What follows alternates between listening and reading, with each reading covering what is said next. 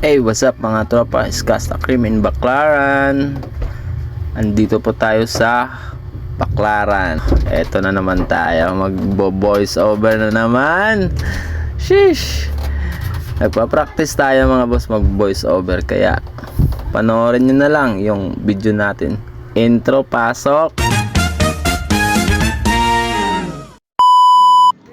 What's up mga tropa? Another day, another night na naman sa pagtitinda natin ng ice cream. Ito, nandito tayo sa Baclaran. Ito, galing pa sila ng probinsya para lang bumili ng ice cream.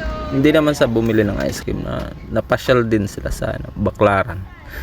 Kaya ito mga grupo na to is taga probinsya talaga sila. Nakita nila tayo, gusto nilang bumili kasi nakilala na din tayo sa social media. Konti lang naman, hindi naman tayo sobrang sikat, pero nakita na nila, kaya napabili sila. Ayun, napakaway-kaway pa si ate. Ate, iwan ko ba, ate ba yan o kuya? Sino yan?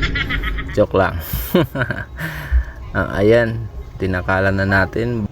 Bali, 8 nga pala yung binili nila na apa na ice cream.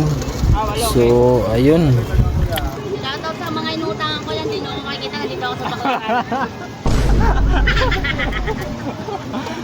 Yung mga inutangan ko. Nagdasal na siya. Nagdasal na.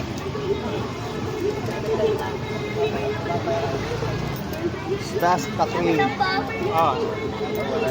Ayun mga tropa, salamat sa panonood nyo.